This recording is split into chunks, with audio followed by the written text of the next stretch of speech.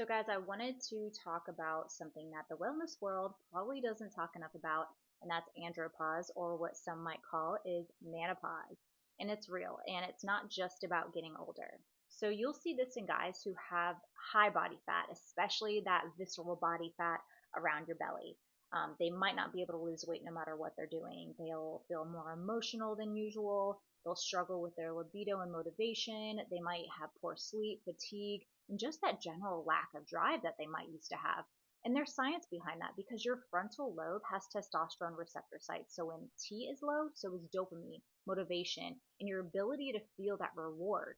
This isn't just aging. Some of the biggest drivers that I see include prediabetes, insulin resistance, type 2 diabetes, poor liver and gut detox leading to that estrogen buildup in the system, high body fat, because fat cells literally store and produce estrogen, chronic stress, high cortisol, poor sleep. They might have elevated beta glucuronidase in the gut, which reabsorbs estrogen instead of eliminating it. Could have endotoxemia, which is the lipopolysaccharide toxins from leaky gut that often disrupts metabolism. So, in short, the body starts converting testosterone to estrogen, which is aromatization. And the detox pathways can't keep up, and your system starts backing up with this estrogen. Now, why conventional TRT fails long term? Well, it can get a little messy. So, they test in conventional medicine total T, maybe free T, then they'll give you a shot or gel, okay? But they don't check your FSH and LH, which tells your brain to produce testosterone. They don't ask why your T is low. So when you take exogenous testosterone, your hypothalamus is like, okay, cool, we good. Pituitary stops signaling and your testicles stop producing, leading to testicular atrophy. So what functional medicine does different, we look at the whole picture, okay? We look at your FSH and LH, your estradiol, your sex hormone binding globulin, your DHT, your gut markers like the beta glucuronidase, your liver, gallbladder, fatty acid profiles, insulin resistance markers, glucose, and cortisol.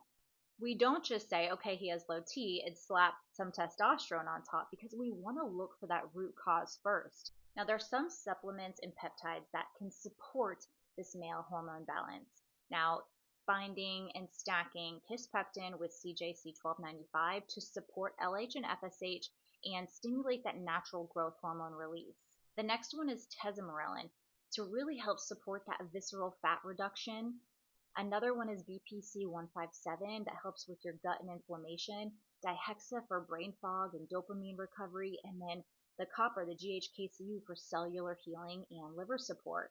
Now, some supplements that can help with this are zinc, boron, vitamin D3, K2, which are testosterone factors, ashwagandha to help regulate cortisol and testosterone. Calcium D-glucarate will support that estrogen clearance that is building up. Omega-3s are great for receptor sensitization. Berberine, which is great for blood sugar and insulin support. Now, guys, what actually does work is get your butt in the gym, okay? Get your workout on. Do some HIIT training.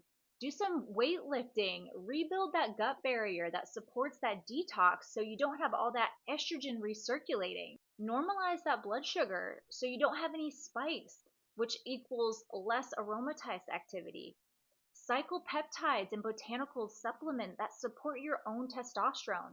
Only introduce exogenous T after you've really tried to fix all of the other issues. And don't let anyone tell you low testosterone is a part of aging.